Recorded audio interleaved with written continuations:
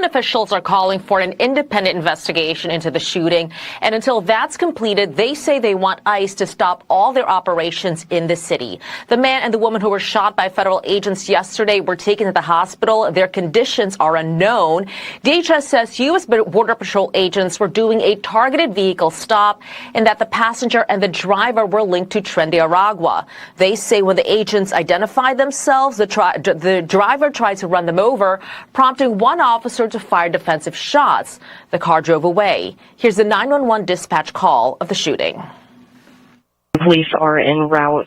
It looks like caller saying that he was shot twice by ICE and his wife was shot as well. We have a male who was shot twice in the arm and his wife who was shot in the chest. Your talk group is going to be out to one. Stand by for additional dispatch. A group of people protested near the ICE facility in South Portland after the shooting. Police arrested 5 people. There are protests breaking out in Minneapolis, too, following the death of Renee Good, who was killed by an ICE officer. Federal officials alleged she attempted to use her SUV as a deadly weapon. This violent rhetoric, whether it's a Tim Walz, Newsom, a Pritzker, that is what they're saying, is they're choosing those illegal aliens over American citizens and over American law enforcement. It's reprehensible. You know, every city we've been to, whether it's Chicago, Los Angeles, or now Minneapolis, take a look at what President Trump and Secretary Noem have accomplished. Double-digit figure drop in crime. Let me say that again, Laura. Double-digit figures drops in crime. The Minnesota Bureau of Criminal Apprehension says it's reluctantly withdrawing from the investigation. They say the FBI informed the BCA that the U.S. Attorney's Office had reversed course. The investigation would now be led solely by the FBI, and the BCA would no longer have access to the case materials, scene evidence, or investigative interviews necessary to complete a thorough and independent investigation. DHS Secretary Kristi Noem says the Minnesota BCA has no jurisdiction over the investigation. I'd like to know where they've been and why they're not out on the streets investigating all of these people that are harassing and inciting violence on law enforcement officers right now. They're allowing the situation to be volatile. They're not doing their work. They have not been cut out. They don't have any jurisdiction in this investigation. Governor Tim Walz has now authorized the Minnesota National Guard to be staged and ready to support state and Ladies and gentlemen, we are excited to be back in the studio. Today is Friday, January 9th, 2026. A little bit of a detour yesterday to Washington, D.C., hanging out with our Maha crew, RFK. We have some clips from that for you, and also giving a speech on affordable housing.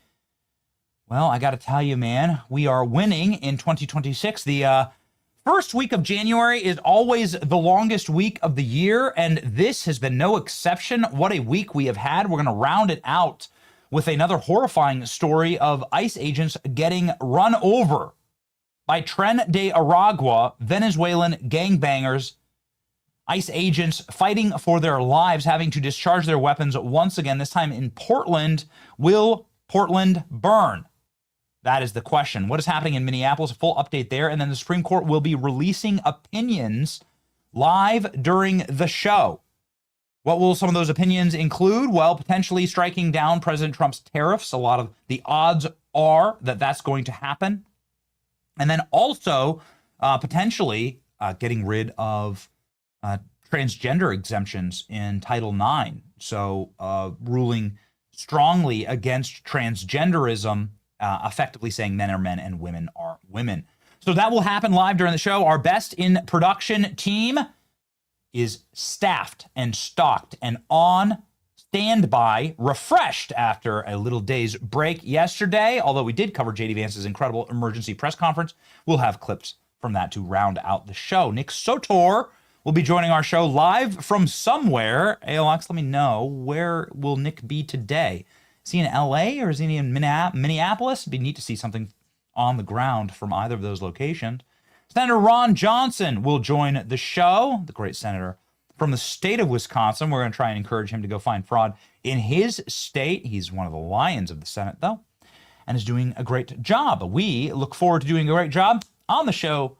My name is Benny Johnson, and this is The Benny Show. A great job is what my wife has when she's cooking fajita night and reaches for the masa chips and says, there we go, perfect dinner. The masa chips are a perfect addition to any of your dinners. We do fajita nights in our family a lot. They are in line with the new upside down food pyramid, and something that we studied yesterday very closely with the entire health establishment as a joyous day at HHS, sort of like a Maha rally with a lot of great influencers, a lot of cool people, and our first one-on-one with RFK. It's awesome. But he would approve of masa chips because masa chips have 3 main ingredients, and that's it.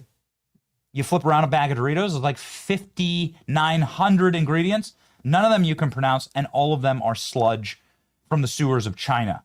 But these ingredients are American beef tallow, corn, and salt. And that's it. And that's why you feel good after eating them. Give masa chips a try. Total Maha approved chips. Go to masachips.com/Benny. You use the code Benny for 25% off your order. Masachips.com/Benny. Code Benny for 25% off. They're also available at Sprouts Market. Okay. Speaking of something that is sprouting up right now, I want to play you a clip of Tim Walz. Hey, Alexa, let me know if we got the longer clip here, please.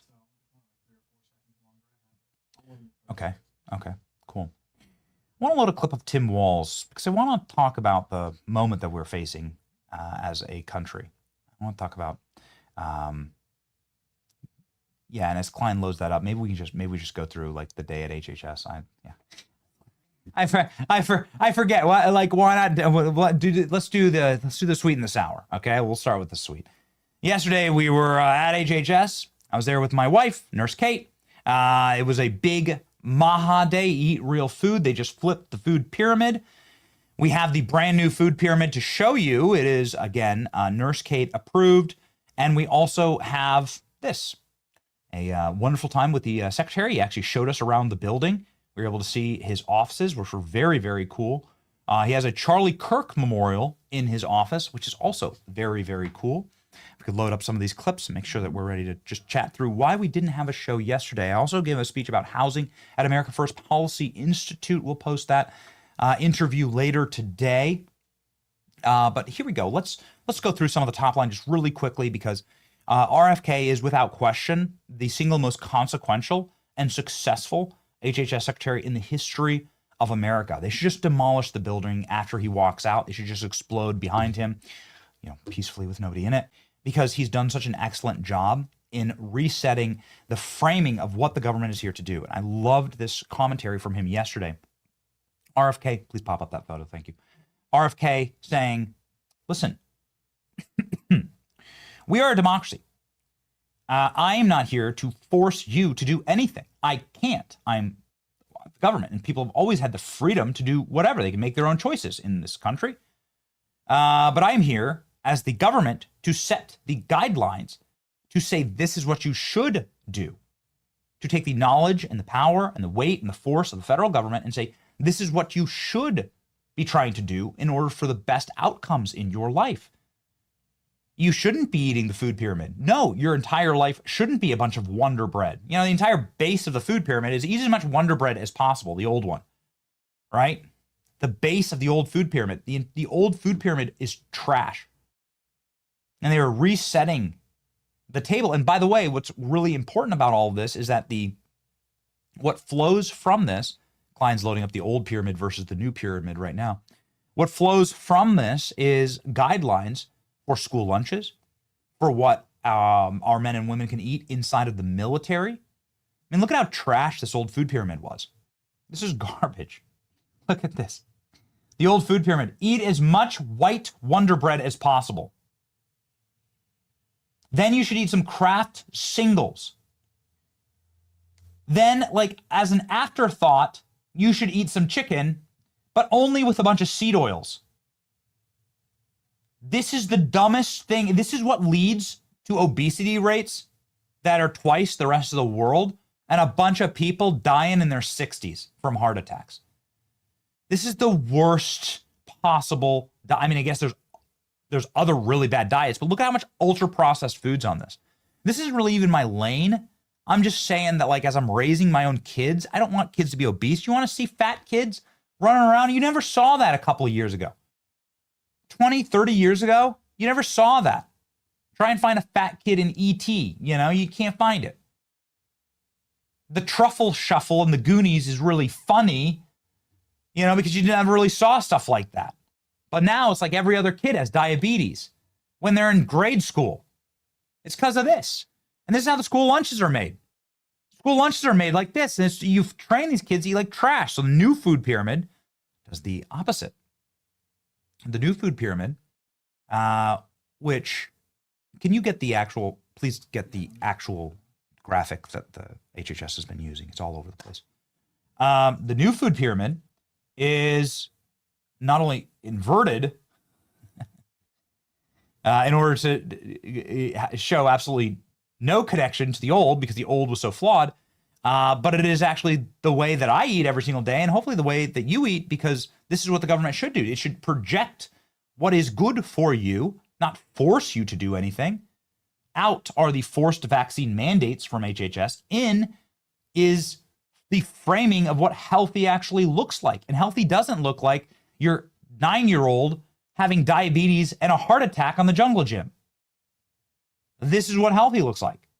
You will see the top of the food pyramid is meats and vegetables and fruits, whole fruits, not processed fruits. You won't find a single processed thing on the whole damn chart. Got some fresh baked sourdough down there. That's cool. My wife bakes sourdough, but the majority of what your diet should look like is not actually bread, especially ultra processed white bread. It's actually food that grows out of the ground the way God intended it. You know, chickens just walk around the way God made them, and you can eat those things. I mean, don't like grab a chicken up and start biting it, but like, you know what I mean? You know, fruit, it grows on trees. You can eat that. You can grow vegetables in your own garden, and you can eat those. And that's the way God intended it. This is like God's food pyramid, actually. So it's like a beautiful thing to see. We're there to celebrate it. Okay, great. No tariff ruling today. Breaking news. No tariff ruling today. That is a wonderful thing. The tariff ruling, everyone fears they're going to strike down Trump's tariffs, and it's going to lead to some real economic problems because the tariffs are bringing in billions for the country. And then a bunch of countries and companies will sue to get the money back, and it'll be just a nightmare. Anyway, this is what we chatted with RFK about very briefly here. Here's our short little interview with RFK, who's, again, doing God's work in simply saying, like, using the force of the federal government to say, this is what is good for you, and then taking those policy lines down through all of the things that the government funds. You know, the government funds 45 million school lunches every single day. 45 million school lunches built on, like, seed oils and ultra-processed foods. That's how you have such sick kids. And then how about the military? You know, you're not allowed to eat steak in the military. You can't eat steak in the military because they were like, oh, yeah, it's not good for you.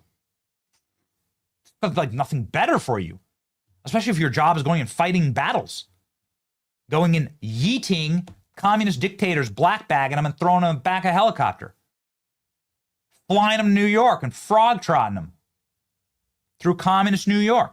This is like exactly what you should be eating. So anyway, RFK on this. Let's go. Your Kennedy appreciation post. God bless you. Thank you for making America healthy again. Thank you. Don't eat processed foods. Yes. And what is your message to fast food out there, Secretary Kennedy?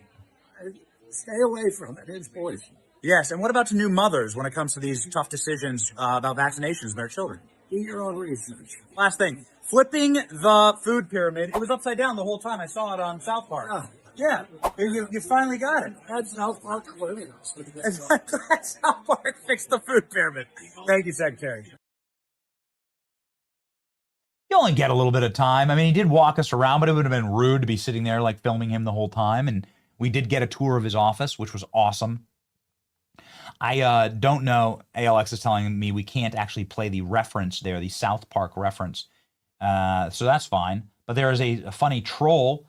In speaking of the, speaking of the Supreme Court ruling on Title IX and women's rights, there's a really funny troll inside of HHS that we were able to find with our dearest Admiral Rachel Levine. Here we go. What's up, guys? I'm at HHS right now, and I have the single greatest troll of the Trump administration to show you. You are not going to believe this. So this is the wall that shows all the assistant secretaries of HHS, right? You probably don't know any of these dorks at all. Except for there is something really remarkable here with Rachel Levine, or as HHS says, Dick. Richard Levine. There you go. Friend of Mark Milley. Proper pronouns right there. Richard. Well done, Trump administration. Amazing. It's pretty awesome.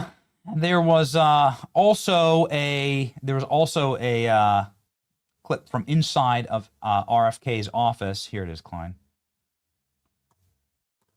That is a Charlie Kirk memorial that I thought was neat, that I'm not sure anybody has seen yet. And then we're going to jump over to the breaking news, obviously. This is the view out of RFK's office, and it is the entry to his office. And while there's a lot of cool, like, nostalgic Kennedy stuff all over the office, this is what he actually looks at. Let's listen. Is this remarkable Easter egg of President Trump, happiest I've ever seen the man look, actually, and Bobby Kennedy at the Turning Point event. And Kennedy's staff tell me that this is an ode to Charlie Kirk inside of the building itself. This is in honor of Charlie. This is what the chief of staff just told me, and the secretary. So what an honor, ladies and gentlemen. What a moment in history. It is extremely cool. And Charlie, of course, was the reason that event happened. Trump and RFK together on stage, the sparklers behind him, that was all a Turning Point event. That was a Charlie special. Charlie linking together Elon Musk and Donald Trump. Charlie linking together J.D. Vance and Donald Trump. Charlie putting RFK together, and this incredible Maha moment that we're having as a country, the saving of our health. It is amazing. And one final note on all of this before we move on to darker topics. When Christ wanted to help people, what did he do? He healed them. He healed their body. This was like the vast majority of blessings and miracles that Christ did, was healing people, sometimes raising them from the dead, saving them from death itself, but often healing horrible maladies that people had been living with and suffering from. Back in those times, it wasn't diabetes type 2 or obesity, but nonetheless, Christ is healing the body. And there's a lot of witnessing to be found in healing someone. And that is what this image reflects. And so once again, through the power of the unity against a common enemy, Charlie Kirk showing the hand of God and the hand of Christ in his life, even after his death, even posthumously in this. And so I thought very neat, ladies and gentlemen. And we move on to the reason why that unity was so important, was because we have an enemy that wants to kill us. And that's been made abundantly clear over the last couple of days, weeks, and years. And you see both of these guys up on stage. I don't know if you have Kennedy and Trump one more time. I mean, the left killed that dude's father and his uncle. And by the left, I kind of mean the deep state, the Marxist deep state. And they shot Trump in the head, and then they tried to shoot him again at his golf course, I guess a couple times.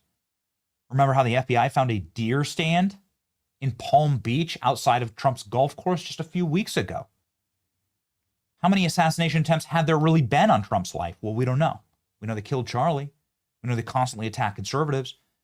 And now they're ramming ICE agents with vehicles. Who are the true insurrectionists? You got to ask yourself this. Is it the guy there on the right that said march peacefully and patriotically to the Capitol? Or is it Tim Walz, who just at a press conference yesterday said that he and his state are at war with the federal government? Here we go. This yesterday, we've never been at war with our federal government. I think in this case that the National Guard is their main mission. They have a dual mission. So wait a second. He's calling up the National Guard to fight the federal government? Wasn't he in the National Guard? Does he have a functional brainstem? Does he know the National Guard's part of the Army? It's like under the Pentagon. ultimately, does he know that he could be recalled to the National Guard himself? He was a member there. He did abandon his troops, obviously, and then lie about his service in Iraq. Never saw combat. He's a liar and a fraud about his own military service. And now he's saying he's going to use the Minnesota National Guard in order to fight the federal government. He's going to turn the army on itself. That's an insurrection. That's civil war. He should be arrested under the Insurrection Act for that alone. Not to mention the criminal referrals that he now has for all of the fraud in his state. Egregious, and that happened in Congress yesterday after a series of hearings, criminal referrals for Tim Walz. So with this level of incitement against the federal government from the left and the open attacks that we have seen on federal law enforcement, you really have to ask yourself, what kind of a country are we going to live in if the left regains control again? Well, what will they do if they get the gun? You know, they don't have any power right now. They have very little power right now. And look what they're already doing. They're using their cars to run over ICE agents. They're attacking and killing their political enemies, slaughtering their political enemies in the streets, and they have no power. What are they going to do when they get the power again? God help us. Why we do have to get rid of the filibuster, quite frankly. We just can't let these people have power again. We can't let them back into power. We can't allow it. It's been it's a different moment. This is not like 25 years ago, Bill Clinton's Democrat Party, I'm going to unite and link arms with Newt Gingrich. This is a terrorist organization. This is a left-wing terrorist organization. And it's being backstopped by the corporate press, thank God, that they are less relevant than ever and less Americans believe them than ever. But nonetheless, they are lying about what happened in Minneapolis, where a woman floored her car, floored the gas in her vehicle, hit that gas pedal with an ICE officer in front of her. I think we have brand new footage of this, actually, and I want to show you it. That proves beyond a shadow of a doubt, ALX, please flag it, proves beyond a shadow of a doubt what happened here. I thought we had another one I saw in the chat, but let me know. Anderson Cooper. But nonetheless, it's obvious what happened. The press is lying about it. They'll never tell you that this woman tried to run over an ICE agent, that same ICE agent had been dragged for 300 feet when somebody also tried to run over him. Further demonstrable evidence here released showing the collision. 4 full minutes leading up to the shooting. It shows Renee Good's maroon Honda Pilot entering from the right there. Then 20 seconds later, someone gets out on the passenger side. We don't know who or why this person leaves the car.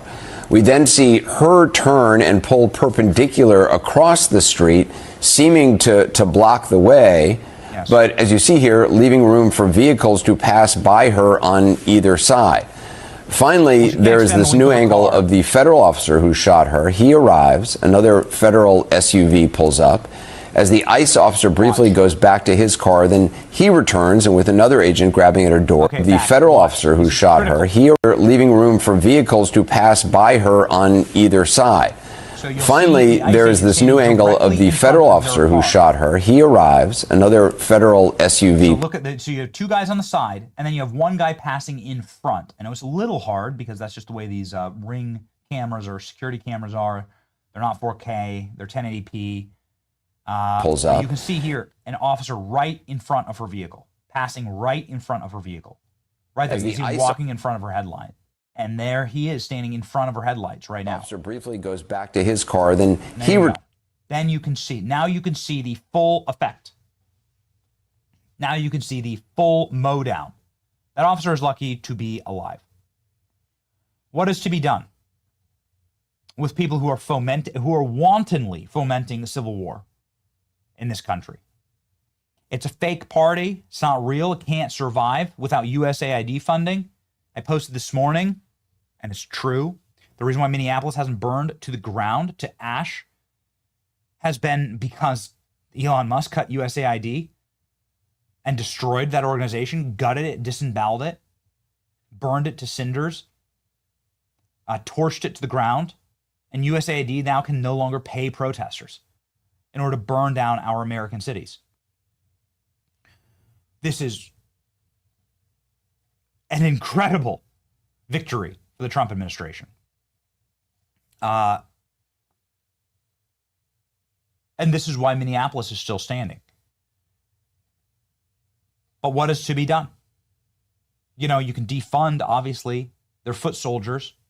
You can defund these people, but you still have left-wing, often aging left-wing white women who are childless or in deeply unhappy and broken relationships, who view criminal aliens as their legitimate children and their only path to keeping power or to passing on their worldview.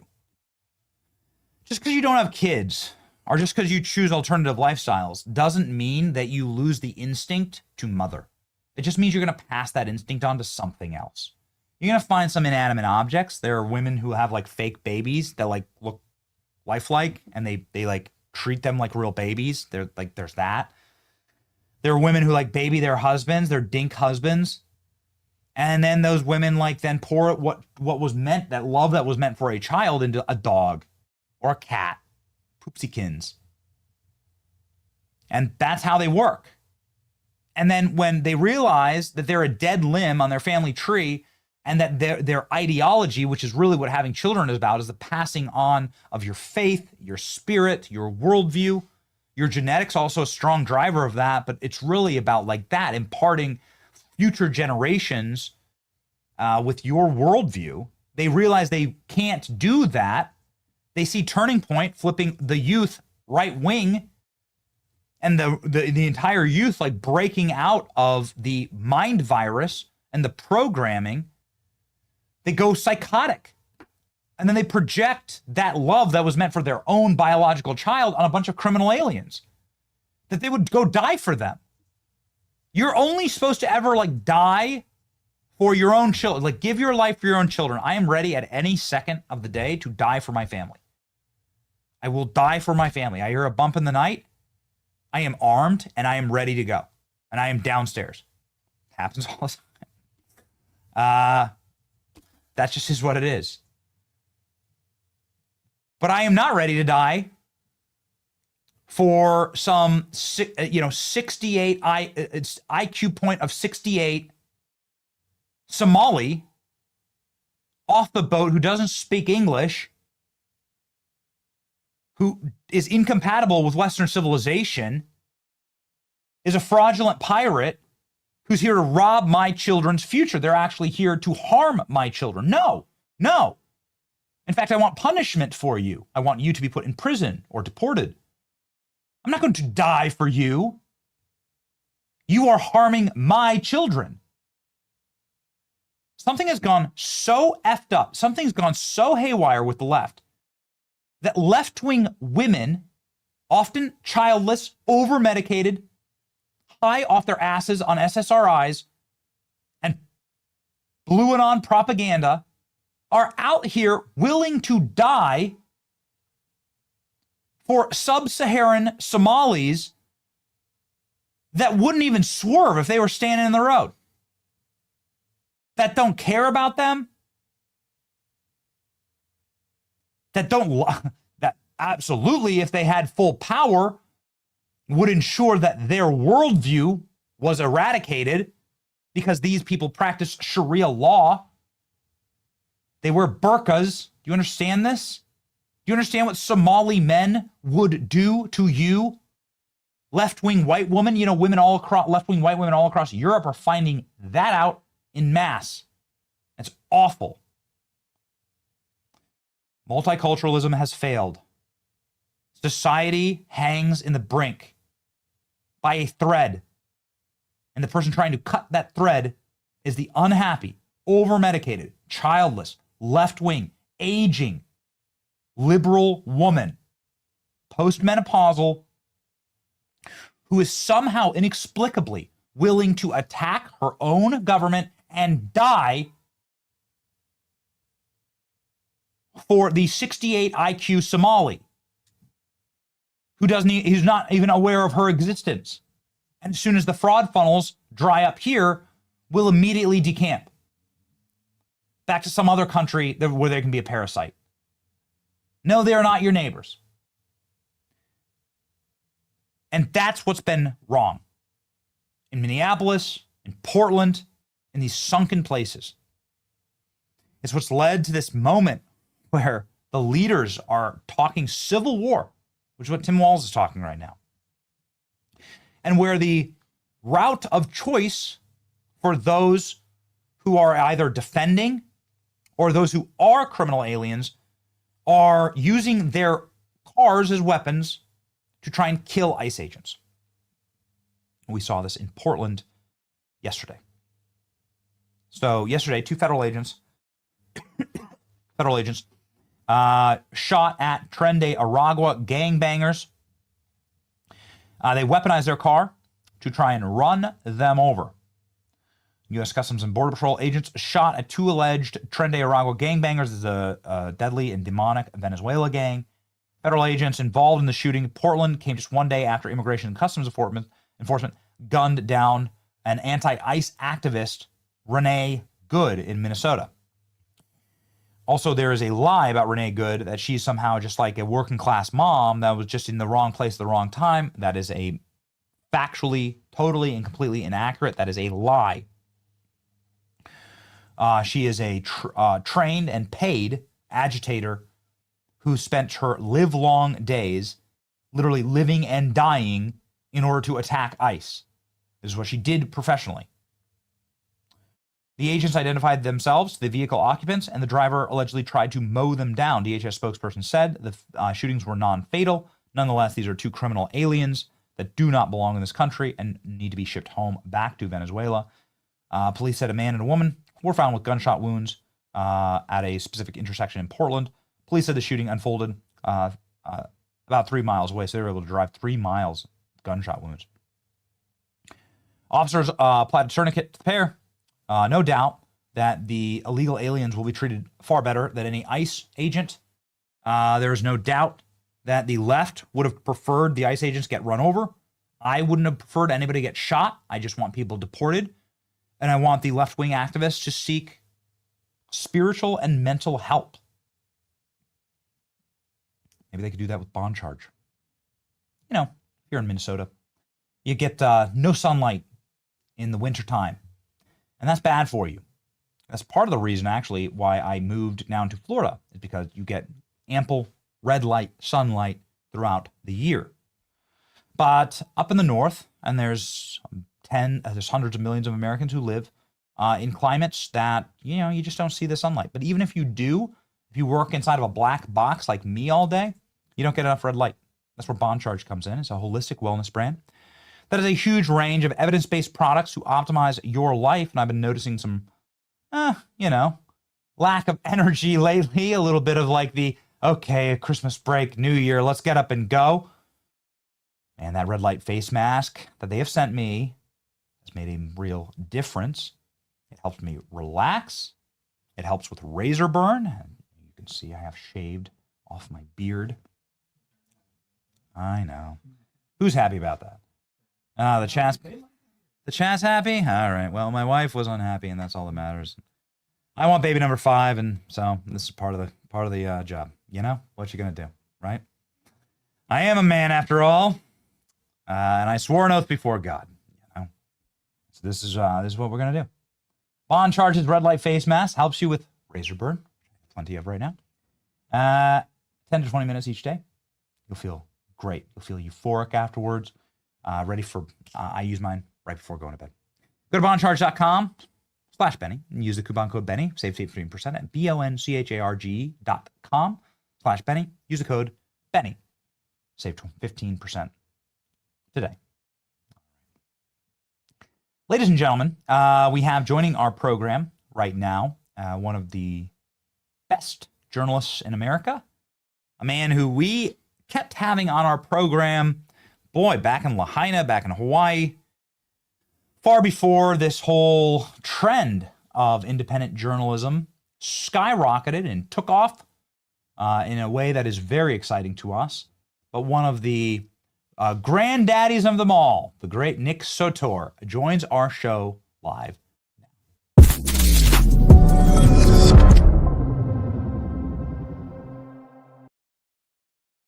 Hey, Nick, how you doing, bro? Nice hat. Yeah, appreciate it, man. Yeah, I'm actually typically I'd be on the street doing this thing, but two things: I can't go alone because they'll probably just shoot me or whatever, and Yes. secondly, we were out until like 3 o'clock in the morning last night out there at the new autonomous zone, the new Chaz. So there's just an update on that this morning, though, and we can get into that a little bit. Please. So yeah, you're reporting from Minneapolis, right? That is correct. We're on the ground here in Minneapolis, and it definitely feels behind enemy lines. It kind of is behind enemy lines. Anywhere in the Minneapolis-St. Paul area, I mean, look at this freaking loon of a mayor that they've got out here. And, you know, the police force out here, we called 911 the other day as we were being chased on the road, and they told us to basically screw off. It's sad to see this stuff happening in an American city, but it's also not surprising. I mean, Portland is a very similar way, and I guess we're going to find out if they're going to pop off tonight over this Trende Aragua guy that got shot by Border Patrol after he tried to run them down and is now in FBI custody. So are they going to try to make a martyr out of him, man? I mean, that'll be interesting. Force them to do it. Force them to eat it. Do it. Like, I want, make heroes out of these people. We were in Portland, bro, and we watched these rapists get arrested, these criminal alien rapists, and they're sick people. How could you possibly defend this? There is no explanation. There's no explanation as to how any of these people make our country better. And as you said, quite famously in front of the Leering Center, they're trespassing in our country. Yes, I did say that. Felt very good to say, Benny. I'll be honest with you, man.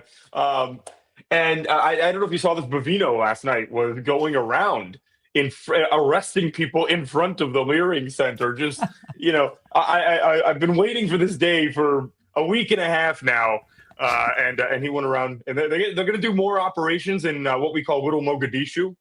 And Little Mogadishu, though, man, is not nearly as little as it used to be. You now have what was previously called the Mall of America. It is now here known as the Mall of Somalia. And you gotta go check that place out at some point. I'm just not going to tell anybody when I'm going there because it's wild. Maybe you should shave your goatee, wear some glasses. You know what I mean? You with the Border Patrol hat on is a little on the nose, bro. You make it kind of easy to find you. I know I texted you a couple of times, like, you have got to get security. Well, I'll call you after the show because we're working on something like that. Because I want to be able to have, I want to start a nonprofit to do security for independent journalists and just you and me both. I think we talked about that at one point. Yes, and it has to happen because it's just too easy to kill all of us. Like, that's just and that's obviously the plan. In some situations, depending on how volatile it is, I mean, it can be $2,000 a day. I mean, it's wildly expensive, and independent journalism, that's just not in budget unless you're. Who knows? I mean, it's like Nick Shirley has been getting help from. Yeah, even if you're making good revenue, like, that's all your revenue then. So then you need, so you got to be able to be profitable. So here we go. Here's Bovino and his team making arrests at the Quality Leering Center and then the autonomous zone in Minneapolis, and we got some footage of that you took last night. Tell us about this autonomous zone, Nick. What's up, man? Well, this is a place where 2 nights ago I was chased around, and I called the police. I was on the phone with the police for over 20 minutes. They kept telling me, we're on the way, we're on the way. I mean, you can hear death threats being screamed at me in the background. It's all on video. And then after that 20 minutes, they just they called back and they said that they weren't responding unless I moved to another location, which is a little bit difficult when you're being mobbed. And then they literally hung up the phone on me. And you can see it's last night when they had it's like 2.5 blocks, man, of just it's a no-go zone is what they call for police. They built this like sweat shack that you can see behind there so that people can go in there. Like, I don't want to sweat with any of these people, bro. I don't. The area in general doesn't smell very good at this point, let alone in a box that everybody's sweating inside of. It ended up becoming if you look on the sides of the road, Benny, there are a bunch of houses. This is like 3 o'clock or 2 o'clock in the morning, and these people are out screaming, blasting loud music. They're not letting people get to their houses. And those residents are super upset about it. And so the city of Minneapolis, very, very early this morning, went in and they moved the crap out of the way. However, it is now being moved back into position. And what's going to happen now, most likely, is if the city doesn't very quickly go in there with a bulldozer, they're going to keep this place staffed all night long with tons and tons of people. Keep in mind, it's going to be a Friday night tonight. They'll stay out there all night long and fight the police if they try to come in there and move their crap out of the way again. Jeez. So we got like a Chaz. We're getting like our own Chaz in Minneapolis.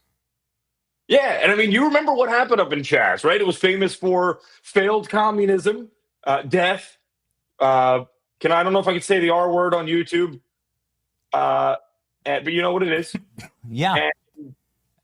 And really, they established armed border guards, and they would shoot you, and they did shoot you if you were unauthorized and walked into their zone. The communism part failed at Chaz because the homeless people were coming in there and taking everything. And so I was strongly considering busing in a bunch of homeless people last night. I just couldn't find a bus quick enough. I just wanted to see what would happen.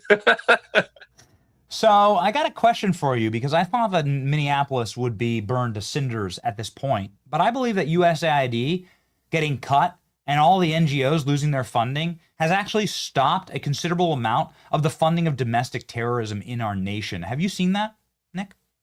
Oh, yeah, absolutely. And if you want me to be totally honest with you, Benny, about the reason that I believe it hasn't been burned down yet is because this is a white woman. If it was a black woman or a Hispanic woman or something like that, the city would be totally on fire. But they don't care about, white women. White women don't care about white women. Have you seen some of these videos that have been coming out? Like, people, there was one that just started going viral. I don't know if you've seen it yet. Like last night, where I believe it was a Daily Wire reporter that was talking to a white woman that was saying that it was weird, and she didn't know how to take it because it feels wrong to have tears as a white woman for a white woman. I mean, these people are, especially here, man. The liberal white woman in Minnesota is different than the liberal white woman from across the country. It is a species that needs to be studied. It's a lot of self-loathing, man. And you don't, like, that's where transgenderism comes from. Like, this whole, like, I hate myself. I hate the person that God made me. I hate my skin color. That's a terrible way it's the most toxic way to think about your life. It'll always end badly. It will always corrode you from the inside. Here's the clip itself of a woman. I don't think it's that long. Why don't we just listen to it real fast? So, I mean, I'm just walking around kind of just dayside because I was like, I don't know if it's the right thing to do. It feels kind of wrong being here in some way. I don't know why. Why do you think, yeah. I don't know. I don't know, like, where that stems from. Like, I mean, part of it is being, like, a white woman that I'm privileged, and I have a lot of privilege. So I feel like white tears are not always something that's helpful or necessary. I've had enough. Okay. Yeah, got it. Okay, got it. Like, give the NPC a microphone. It's like NPC, this is just programming behavior. That's just listening to the programming. Yeah, I mean, I'm kind of curious about the the privilege that the dead chick has. Does she still have her white privilege? How does that work? And you're right. Like and what a horrible life that she's so broken and had such a miserable life that she's decided to make her calling in life the defense of Somali criminal aliens who are fraudsters who have no right to be here in Western civilization and don't care about her. And if they were in power, would utterly eradicate her worldview. They hate her, but she's willing to give her life for them. That's crazy. She's willing to die for that. What happened, dude? Who hurt you? It does. It needs to be studied. You're exactly right. Okay, so have we seen, Nick, you've been on the ground. You've had a wildly successful run. You were able to expose the Hilton Hotel, some of the lies around that. And you've been on the ground, I know, for at least a week or two in Minneapolis. Any other major takeaways? You can definitely feel outside of. Typically, I don't stay in or around Minneapolis. I stay like an hour away from there because that's much safer territory. When and you get out there and you talk to some of these people that aren't in Minneapolis and aren't in St. Paul, and they are livid, absolutely livid. And that's why at the end of the day, you're seeing Tim Walz have to jump out because people around the state are just rebuking him violently. I have not seen anybody that is willing to sit there, and I've tried, trust me, to defend Tim Walz. You can't find it unless it's some radical leftist in the middle of Minneapolis. His approval rating outside of the Twin Cities is about the same, maybe a little lower than toenail fungus. Like it's really a satisfying thing to see. But it kind of reminds me the entire state is not lost. It's you have a lot of great patriots outside. It's just this little area. Little Mogadishu is actually not very little. It spreads 30 minutes outside the city. So that hotel, that Hilton Hotel, right next door, there's a Walmart. And I tried to go in there and I was just asking for some basic things and I couldn't communicate. It's all on video. I'll release that sometime later this week. And they just couldn't tell me because they couldn't talk to me. So I don't know if that's a requirement at Walmart nowadays that, you speak Somali and only Somali. At one point, I just as a white man asked her what time the place was closing, and she got mad at me and started like yelling. It feels like Walmart is basically built a store in Somalia, and people are getting fed up with that too because they're like the Mall of America. You can't really go there anymore and enjoy it as you could 10 years ago. It's pretty sad. Maybe your final takeaway here, since you've been a victim of left-wing attacks, since you can not show your face in the streets anymore, maybe in peaceful American cities, but in cities like this that have descended into madness, you are enemy number one. They'll come after you. What are we facing here? Tim Walz, the top of the show, Tim Walz is saying that he's calling up the Minnesota National Guard to fight the federal government. Well, bro, that's an insurrection. That's civil war by definition. That's definitionally civil war. Yeah, absolutely. And it also has to do with the fact he's trying to make it as difficult as possible on President Trump to federalize the National Guard, right?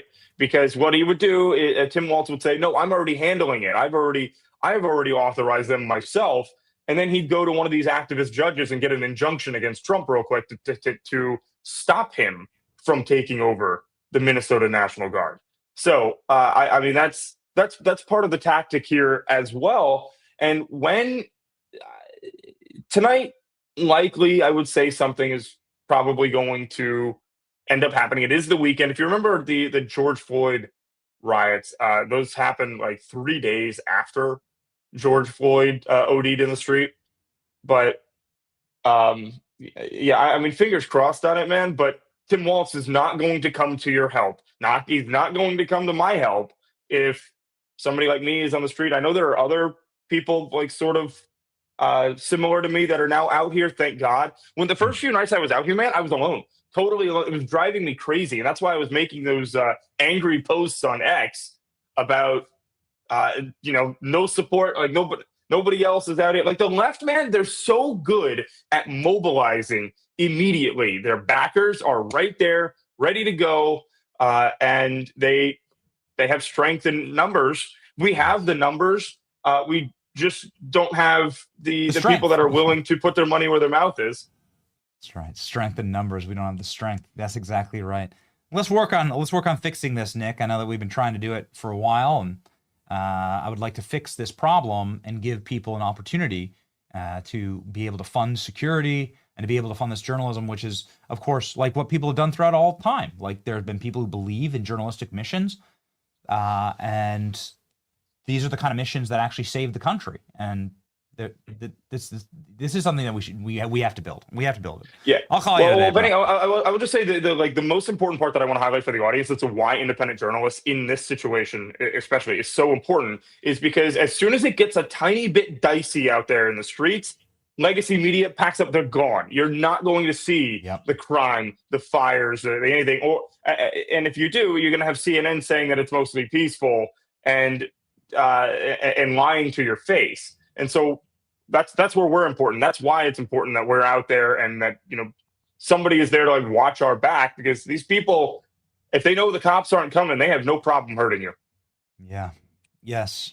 I mean, man, do you really want to do Black Hawk Down 2, right? In Minneapolis. And it's journalists like Nick who prevent it because he is on the ground showing exactly what's happening. He doesn't miss anything. I've worked with Nick for a long time. He's one of the best in the business. You absolutely must follow him. That's one way of supporting him.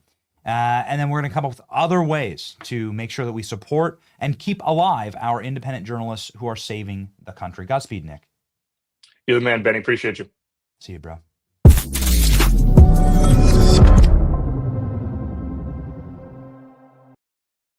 Ladies and gentlemen, a great senator from the Midwest, a border state of Minnesota, is Ron Johnson. He joins the show live now. Here we go.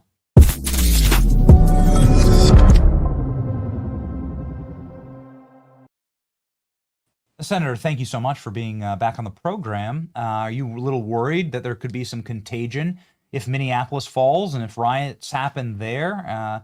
And why, Senator, is it always Minneapolis? Hello, Benny. Well, first of all, living in Wisconsin, a conservative in Wisconsin, we've been concerned about Minnesota politics bleeding over into our state for quite a few years now. Yes. It's really sad. I'm originally from Minnesota. Oh. What they say about Minnesotans, really nice people, it's true. I cannot explain. I still have brothers and sisters who live in Minneapolis. They cannot explain what's happening. But what's happening is radical leftism. And what you see in Minnesota is kind of the same in Minnesota, right, in Wisconsin or other states where you've got a few large cities that are governed by radical leftists, in other words, Democrats. The rest of the state, I remember Pat Toomey always used to talk about Pennsylvania. It was Pittsburgh and Philadelphia with Alabama in between. Same is true of Wisconsin. We've got Milwaukee, we've got Madison, then you've got, pretty conservative folks, common sense people. The problem we have is we don't have honest journalism. I was listening to your last guest, Nick, God bless him. It's unfortunate we have to call a journalist like him an independent journalist, because mainstream journalists are no longer journalists. They are propagandists, and they're propagandists for the radical left. The radical left has taken over our institutions, governmental institutions, private institutions, non-governmental organizations. They've taken over journalism, our academia, and of course they've taken over the Democrat Party. Now, Democrats always try and separate themselves. I mean, they let the true nutcases, go out there and do their bidding, and then they try and pretend to be moderates when they run for re-election. But don't be fooled. Anybody who's signing up and running as a Democrat is signing up to this radical leftism that is literally destroying our country. Radical leftism is destroying America. They opened up our borders, the balkanization of America, and they're okay with it. From my standpoint, it is depressing to see what is happening in Minneapolis. It is depressing to see what's happening through this country. It is depressing to understand what radical leftism is doing to this marvel of a country that our founders created for us, the freedom, the opportunity that America represents, is going down the drain because of Democrats and radical leftism. It is infuriating and is depressing. You've been in the august body of the Senate, Senator, for quite a while. Has any politician from your home state of Minnesota, and could you shout out your hometown? Where are you from in Minnesota? I was born in Mankato, Minnesota. My folks came from Wells and Mapleton. Southern Minnesota, just, dairy farms, basic farmers, and then ended up growing up around the Minneapolis area. All right. Oh, wow. So, okay, you grew up around Minneapolis. You go to high school in Minneapolis? College in Minneapolis? Went to Edina High School.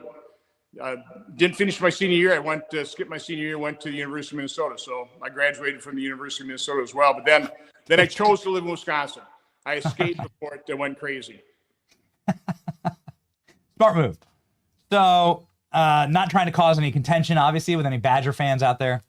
I myself am a Hawkeye, but I'm just trying to get the full landscape here. And I'm really glad that you told us that, because this has got to really suck for you. You must have really enjoyed the Twin Cities. I know that there's nice places. I know it used to be really nice, and maybe you know a lot of people that still live there. Sounds like you do, maybe some family. Has anybody ever tried to explain to you why 100,000 Somalis make the city better? No. What they explained is, as your previous guest, they've just taken over certain neighborhoods. And you feel now you're a foreigner in your own cities. And now we see the rampant fraud within that Somali community. Again, there is a unique situation. There's nothing racist about this. This is a group of people who, for whatever reason, culturally have come to this country, and the community in general has committed this massive fraud. Now, in fairness, some of the whistleblowers exposed to the fraud are also from the Somali community. So again, you don't paint the broad brush, but the fact of the matter is, this is a unique situation. And what I'm trying to point out to my colleagues and really to the nation is Somali fraud, they're amateurs. They've only been in this country relatively short period of time. The true fraudsters, the true stealing of taxpayer money is coming from the people who are entrenched within the system. Take a look at the military-industrial complex. Take a look at these organizations that have just been established for decades to facilitate the spending of all this money that we can't afford. This is much larger than what we're just seeing in Minneapolis in terms of Somali fraud. This is endemic, probably worse in Democrat-run districts and states and cities, that type of thing. But they're not. Republican districts aren't immune. There's a good piece in the Wall Street Journal about fraud in Mississippi. That's a pretty red state. So it's the size, scope, cost of government. We're doing all these things from the federal government that our founders never envisioned. They're not within the enumerated powers.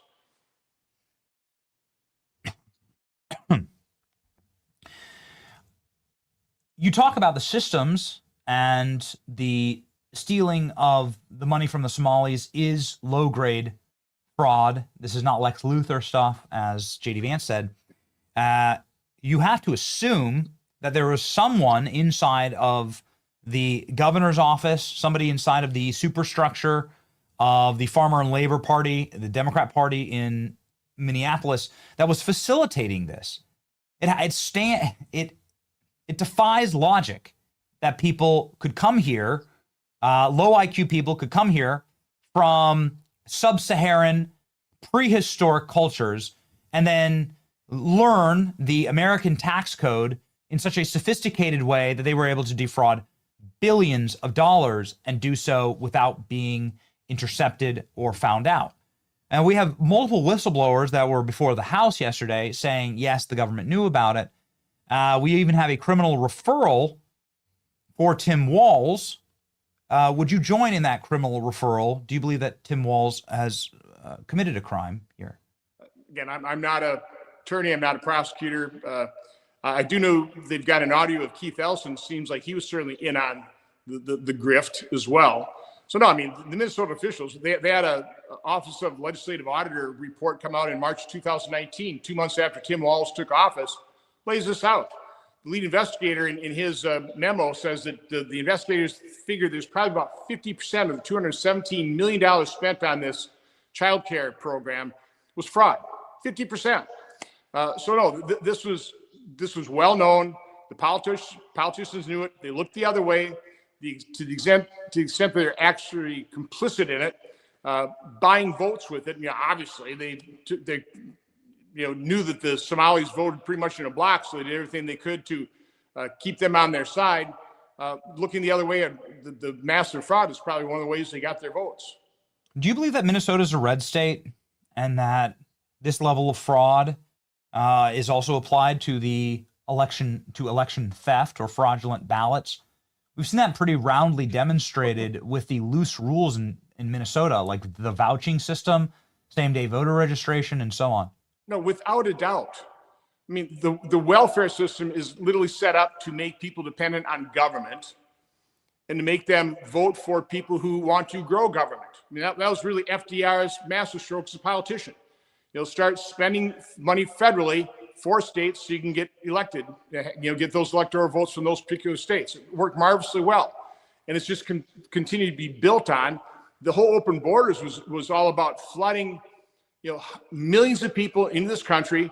They're going to go to sanctuary cities, sanctuary states, where those are the blue states, those are the blue cities. They are counted in the census. And so they're going to increase the number of members of Congress. Even though the Baker-Carter Commission said that the greatest threat for fraud in our election system was absentee ballots, they used COVID as an excuse to double the number of absentee ballots cast in the 2020 election. They're moving toward automatic registration. They're moving toward mail-in balloting. No voter ID. Even though 80% of Americans want voter ID, the Democrat Party is absolutely opposed to voter ID. They want to make cheating easy, which means they want to cheat. So this is their game plan. But again, the complicit media will look the other way and completely deny it, and then accuse people like me and you who are pointed out as we're conspiracy theorists. No, this is exactly what the Democrat Party is doing. Grow government, make people dependent on it, open up the borders, bring more people dependent on government, so they're going to vote for you. That's the game plan, and they're succeeding in carrying it out. Senator, they want every city in America to be Minneapolis. How do we prevent that exactly? What should happen to the Somali community in Minneapolis as it stands right now? What should we do to prevent this from happening in other American cities? Because obviously nobody wants to live in Minneapolis anymore. Nobody. Well, again, I support President Trump and the people working for him, getting rid of, deporting people who are in this country illegally, particularly the criminals. Obviously, if you're committing fraud, hundreds of millions of dollars, you're a criminal, you ought to be deported. So deport the ones that should be deported, jail the ones that have committed crimes, stop letting people in this way. And then, what is just going to be absolutely crucial is we have to restore an integrity to our election system. Again, Minnesota, you can get a driver's license and then you use that to register to vote. Again, if we in America would simply follow the rules and guidelines that our State Department tries to impose on nations when we tell them how to run a clean election, we'd have pretty clean elections, but we don't. So the same advice we give to other nations to hold free and fair elections, we do the exact opposite thing here. But the Senate will never take up or wouldn't be able to get 60 votes in order to pass anything in order to secure elections. So then what is to... Which is why I reluctantly, and again, I think the filibusters prevent us from being a socialist nation decades ago, but the filibuster is over. The Democrats have purged anybody who would not nuke the filibuster when they get power. We have to recognize that reality. So I think we need to beat them to the punch. And if we don't have the votes in the Republican conference, we probably don't right now, we ought to do the talking filibuster that Mike Lee's been talking about. Now, is it going to take a lot of time and effort and hours? Yeah, but I think we have to do it. And so, Chip Roy issued really an excellent, I think, 17-point master plan of things that we should do. If you just take the top 3 points that he's made in his memo: secure our elections, secure our border, and literally secure our welfare system, end the fraud. If we did those three things, craft that legislation so it is really well done. It can't be slipshod. It can't be half, It's got to be really well done. It's got to address it. So you take the SAVE Act and you combine that with the executive orders that President Trump is trying to do to secure our elections, and then do it well, and bundle that up into a Save America package. And if we can't do it with, still have the filibuster, force the Democrats to take up all their time. We need to be on the floor. It'll probably take 300, 400, 500 hours of floor time. Run the Senate on a continuous shift basis. Skinny down the staff. Bring in presiders on a continuous shift basis. We need to be dedicated to doing that, because if we don't do it, literally, as Republicans, we're not serious about saving this nation. But that's what it's going to take. We have to secure elections. We have to secure our border long term, not just when you have President Trump in office. We have to eliminate this fraud. We're spending over $7 trillion a year, $2 trillion deficit again this year, probably. $2.6 trillion projected over the next 10 years on average. Again, this is unsustainable. We've got to pull our heads out of the sand and recognize the radical left is destroying this nation. The Democrat Party is dedicated to a one-party nation, so they can continue to destroy it, apparently. Yes. They are focused on power.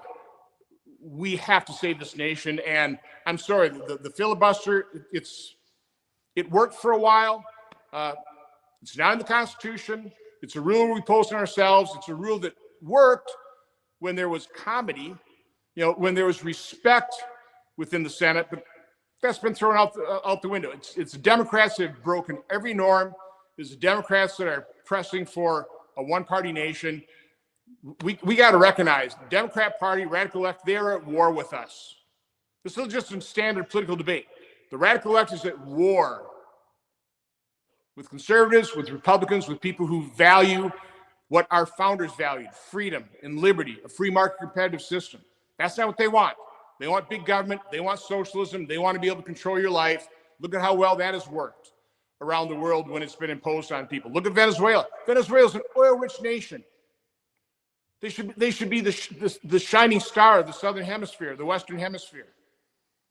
They're an economic basket case with repression, extrajudicial killings, people dragged out of their homes and shot in the back alley. And now you have Democrats upset because President Trump took out that awful dictator that was doing those things. I mean, again, you can't make this up, but Americans have to open up their eyes to that reality. Stop denying the reality.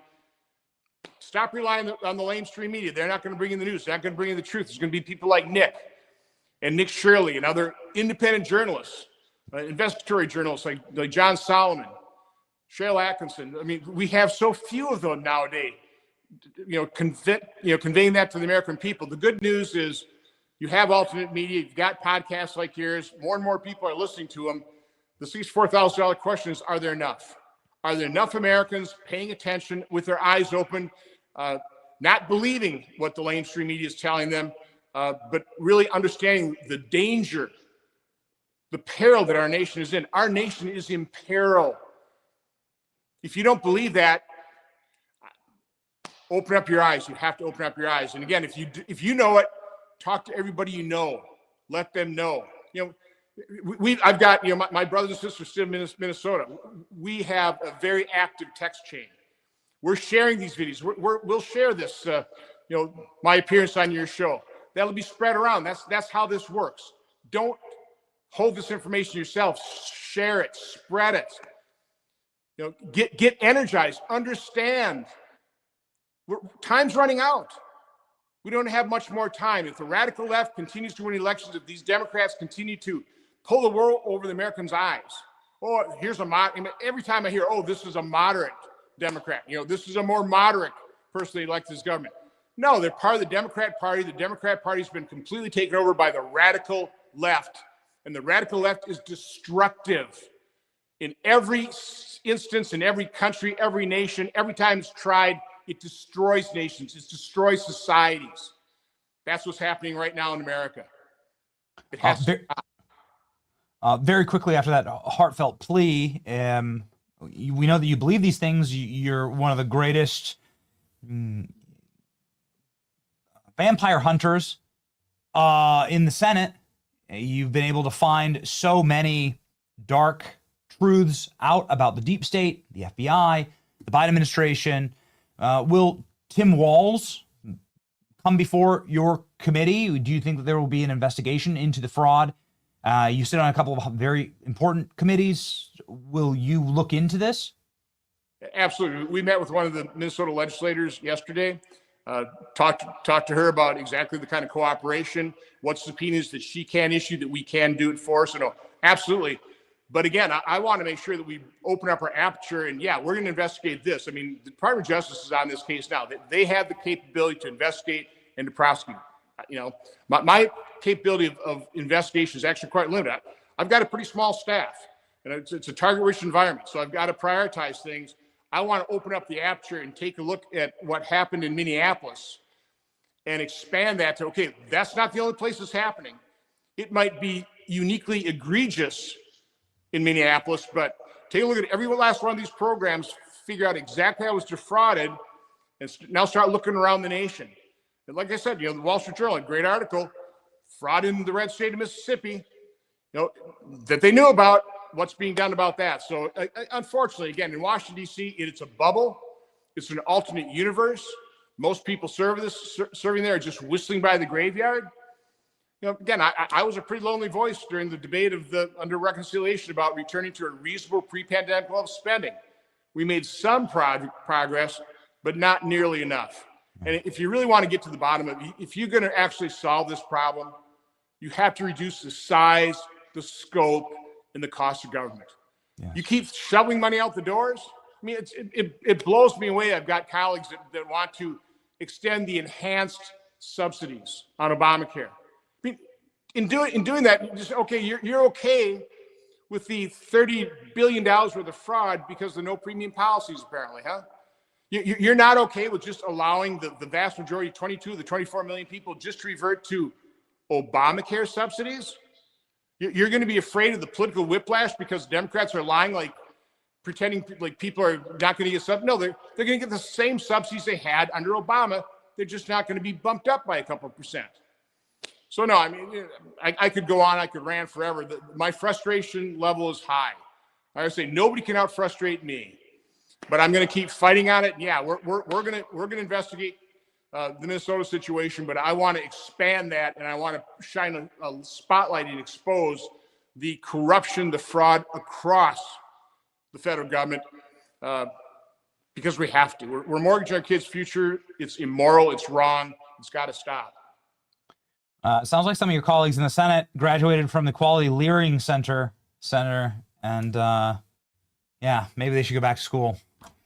We appreciate always your time, Senator, the great Senator Ron Johnson, doing his best to stop Wisconsin from becoming Minnesota, proudly representing Wisconsin here with 700,000 subscribers on X. One of the truest, clearest voices in the Senate, rings like a bell, and a true fighter for you. Godspeed, Senator. Same to you. Take care. Thank you.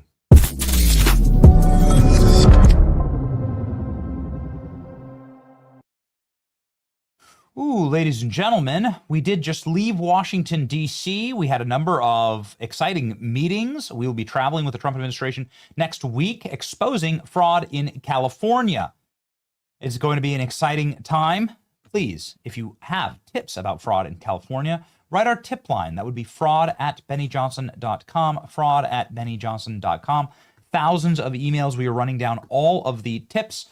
And most importantly, ladies and gentlemen, we are going to be exposing what is happening in California. It does make Minnesota look like child's play the more that we leer about it.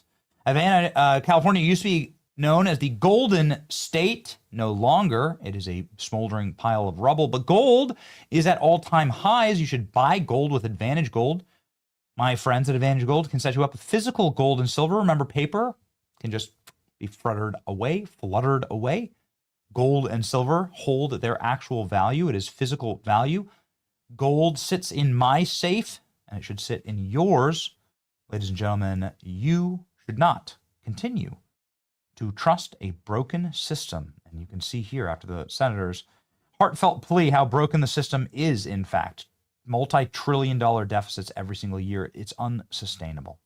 Advantage Gold, ladies and gentlemen, is one of America's #1 rated precious metals companies, and they'll show you how to swap your 401k or IRA into a retirement account backed by gold. Here's how to get started. Text Advantage Gold by texting Benny to 85545 right now. That's BENNY to 85545. You'll instantly get a free gold investment kit. And the rally on gold continues. It's been an incredible performing asset for us. Text Benny to 85545 right now and find out how you can profit and help protect your savings with Advantage Gold. All right, here we go. Anna Paulina Luna refers Tim Walz and Ellison, this is the Attorney General, to the DOJ for criminal prosecution in Minnesota. Will the DOJ do anything? Bad history, actually, of the DOJ getting these referrals and not doing anything. They have the Dr. Fauci referral, for instance. Rand Paul's been on talking about that. Here's APL. Chair recognizes Ms. Luna. Thank you, Chairman Comer. Honorable Robbins, based on your record before your committee, when did Governor Walz first become aware of widespread fraud in Minnesota social service programs? I would assume that he has been aware of it since he ran for office for governor in 2018. By 2017, DHS investigators warned CCAP fraud could exceed 50%. What was that information elevated to the governor's office? Yes, there was an OLA report. Thank you, ma'am. By 2020, state officials knew feeding our future invoices were fraudulent. We know that payments continued to the AG's knowledge. Did they continue to the governor's knowledge as well? Yes. Attorney General Ellison agreed on tape to fight Minnesota's own Department of Human and Health Services in exchange for Somali political and financial support. In your personal opinion, do you believe it is a possibility that Governor Walz also made that personal deal, or that he at least knew about the Attorney General's agreement? I don't know. Okay. I don't want to rehash what you guys have spent hours answering. We know that there's a big issue with the fraud in Minnesota. So on a number of things, I'd first like to point out, thank you for being here today, but because of your testimony and because of some of the evidence that we've seen brought forward, as well as I'm sure the fact that this committee, I assume, at Chairman Comer's direction, will be soon subpoenaing AG Ellison, I would like to make criminal referrals regarding Governor Walz as well as AG Ellison.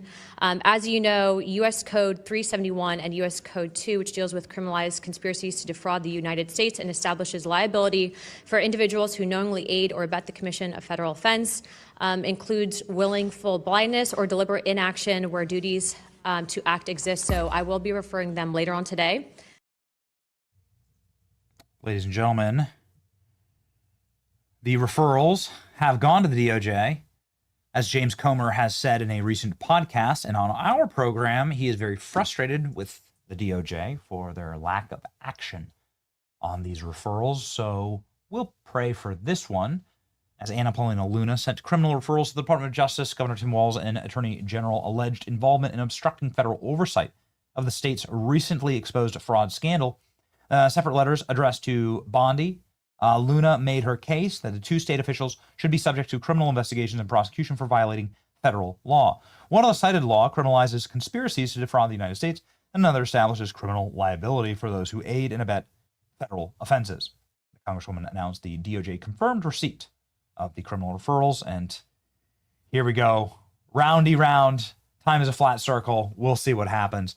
What we did like, though, was the clip of the week, which is Brandon Gill going scorched earth on one of the witnesses here, asking the pertinent question, what exactly do Somalis do in Minneapolis other than fraud and piracy and leering? Here we go. Does large-scale Somali immigration make Minnesota stronger or weaker? Certainly stronger. Certainly stronger. Do you know what percentage of Somali-headed households in Minnesota are on food stamps? No. 54%. Do you know what that number is for native Minnesota-headed households? Well, to be clear, a majority of the... It's 7%. There's a big difference between 54% and 7%, is there not? Excuse me, sir, could I answer the question? Let me move on. We've got a lot of questions here. What percentage of Somali-headed households in Minnesota are on Medicaid? I don't know. It's 73%. Do you know what that number is for Minnesota native households? Again, you're using the phrase Minnesota native households, but the majority... The number is 18%. That's quite an astounding difference. I think we would agree. Can I answer the question, please? Let me ask you one more, and then we can go on to that. What percentage of Somali-headed households are on welfare in general? I don't know. It's 81%. What about, let me just ask you, after 10 years of being in the United States, what percentage of Somali immigrant households continue to be on welfare? I don't know. The number is 78%. So even after 10 years, 78% of Somali immigrant households continue to be on welfare. Do you know what that number is for native Minnesota-headed households? Again, you're using non-Somali immigrant-headed households. If I can just answer the question, when you're using the phrase native Minnesotans, the majority of Somali Minnesotans are as Minnesotan as any of us. They were born in the United States. It's only 8,000 of the 108,000 Somalis. And nevertheless, the welfare usage is astoundingly different.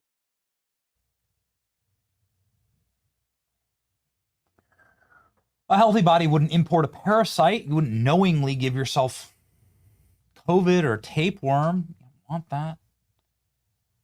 I mean, I know you're looking for an alternative to Ozempic, but like tapeworm, don't do it. Why would you give yourself a parasite?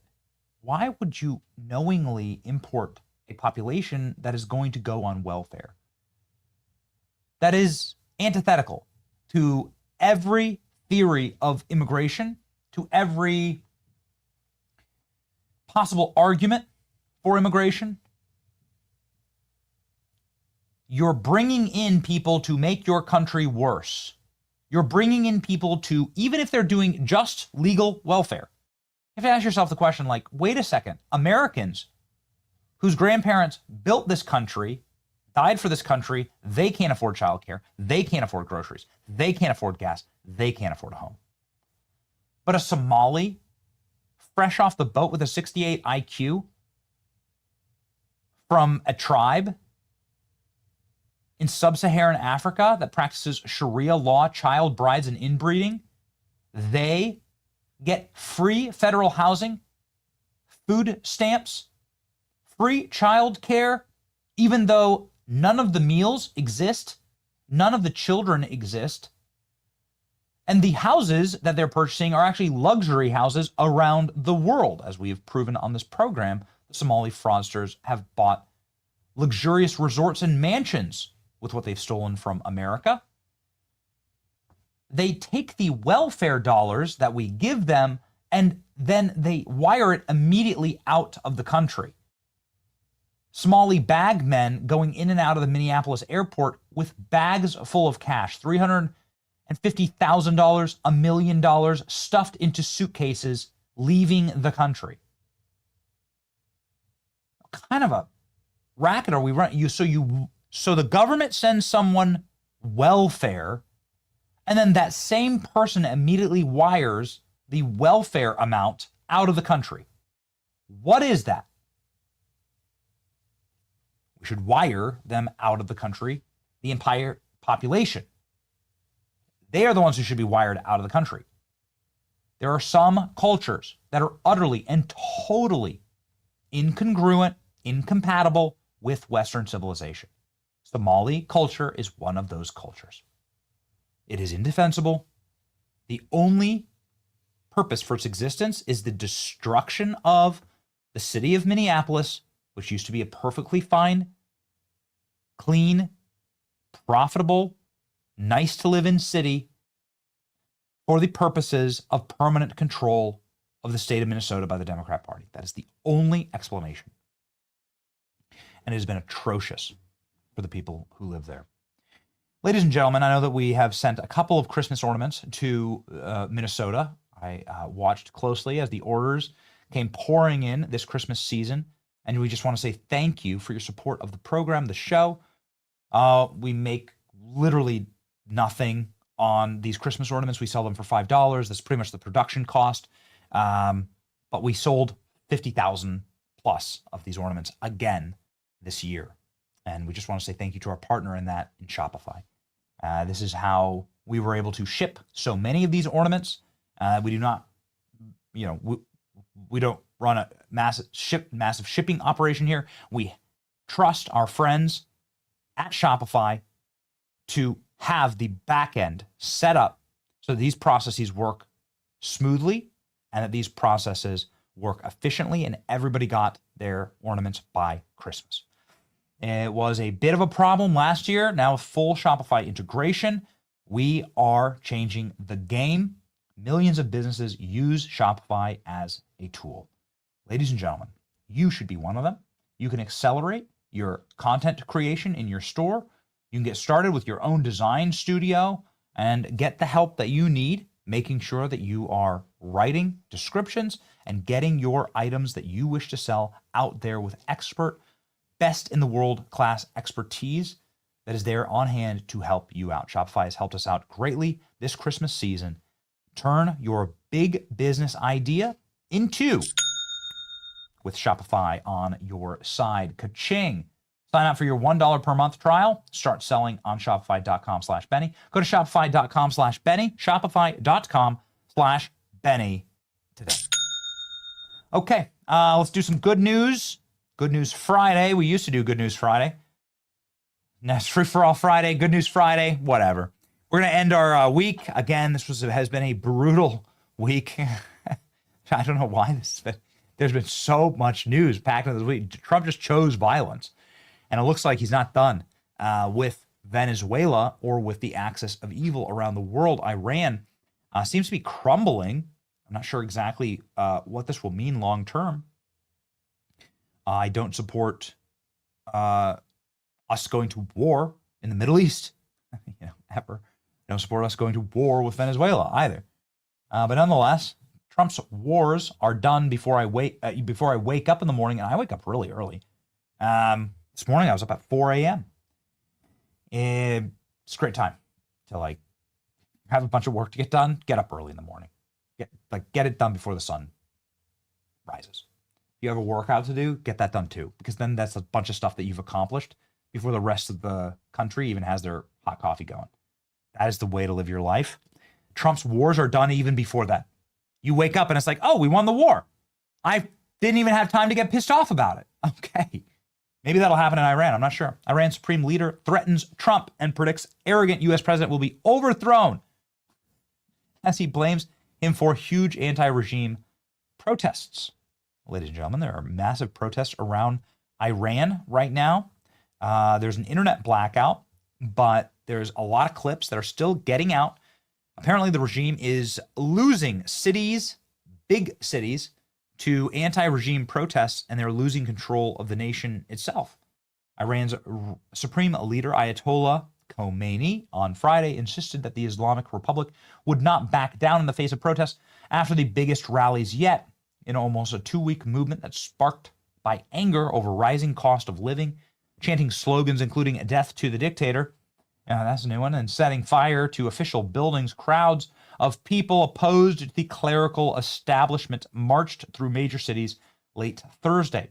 Internet monitor NetBlocks said authorities have imposed total connectivity blackout late on Thursday and added that early Friday the country has now been offline for 12 hours in an attempt to suppress the protests. The demonstrations represented one of the biggest challenges yet to the Islamic Republic over the 4.5-decade existence, with protesters openly calling for an end to the theocratic rule, which should totally happen. Iran used to be an American ally. Iran had an incredible population of people that were doing remarkable things. You can go back to the 1970s and see photos and videos of what Iran used to look like. It used to look like a paradise. It used to look like a place I'd really want to visit. And then, of course, as is happening here in this country and as has happened throughout all of Europe,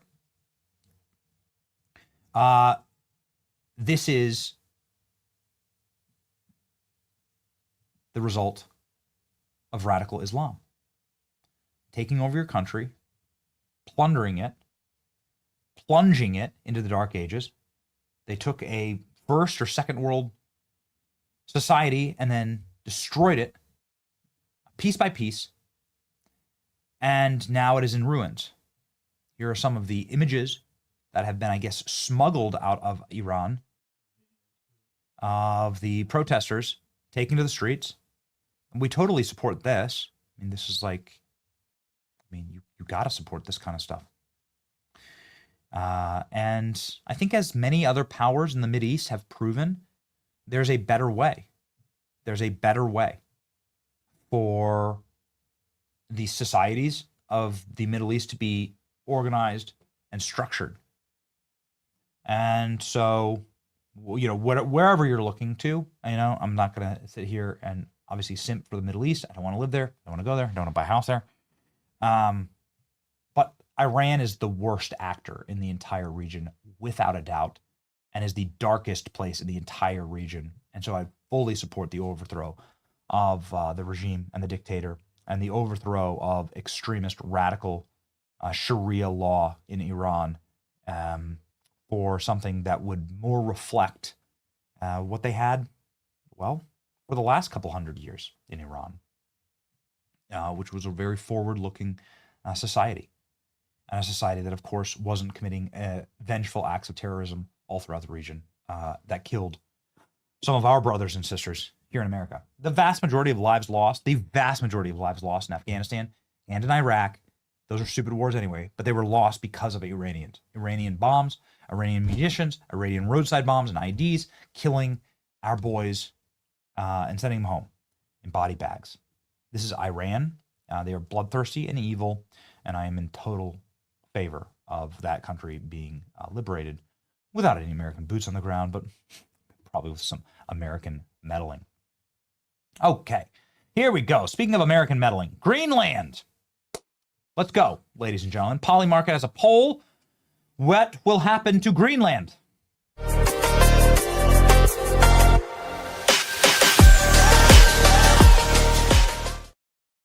Will the United States of America acquire Greenland? Well, a little bit of a background here. We did acquire from Denmark the Virgin Islands. We did that for $25 million in gold about 100 years ago. We've bought property from Denmark before. Greenland exists in our hemisphere. It's not in Europe. The tectonic plates, the hemisphere lines that surround the Earth, like Greenland is ours. Greenland, the people of Greenland don't speak Danish. They don't consider themselves European. This is an ancient colonial asset. And as we have alliterated on this program time and time again, Greenland was already America's. America was sent to Greenland to defend her in World War II when the Danish were conquered. We should have just kept it then. We were idiots for not doing that. It was American ships and naval vessels that kept Greenland from falling into Axis powers. So we already had the administration of Greenland, and we should have just kept it then, but we should keep it now. It's going to be a lot more costly now, sadly, but the Trump administration is looking at just paying off every Greenlander and saying and calling it a day. Let's go, baby. I will look forward to being just summering in Greenland. We want to go. I want to go very badly to Greenland and do some content there. I would really like to go. I haven't really looked into how long of a flight that would be.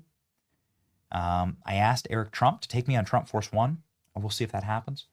But I want to go to Greenland. I want to go to Greenland, and I want to pass out MAGA hats. That's what I want to do. Polymarket says there is a 17% chance that Trump will acquire Greenland. It's the smart money, man. There it is. 17% chance. Okay. There's a 100% chance that you're going to get a verse of the day on this program every single day from Psalms 101. Love a good psalm. No one who practices deceit will dwell in my house. No one who speaks falsely will stand in my presence. Psalm 101:7. Make sure that when you are speaking, that you do it with clarity and with thought. Make sure that when you are acting, that you do it with clarity and with thought. Make sure that when you are engaging with the world around you, especially with those that you love, that you have truth always on your side. There's no reason ever to lie. But more importantly, there's so much power in telling the truth, ladies and gentlemen. It is in truth that we leave you this week. Have a great one in this, the most incredible country that God has ever created on earth. And a reminder, keep marching with us, because in the end, it's the best part. We win. It's your boy Benny. See ya. I see a little silhouette of a man. Scaramouche, when you do the fun, done go. Thunderbolt and lightning, very, very frightening me. Gubby Leo, Gubby Leo, Gubby Leo, Gubby Leo, Gubby Leo, Figaro, Magnifico. Benny Show, where the truth gon' be.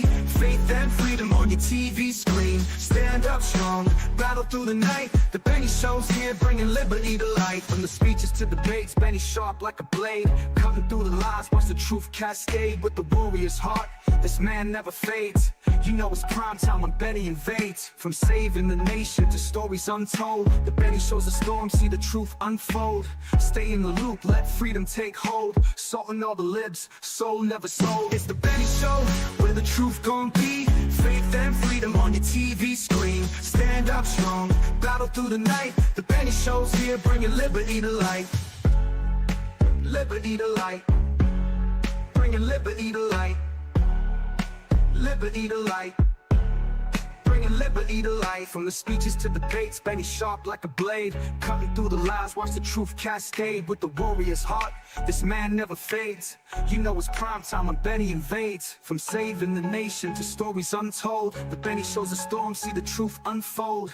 Stay in the loop, let freedom take hold. Salting all the libs, soul never sold. It's the Benny Show, where the truth gon' be.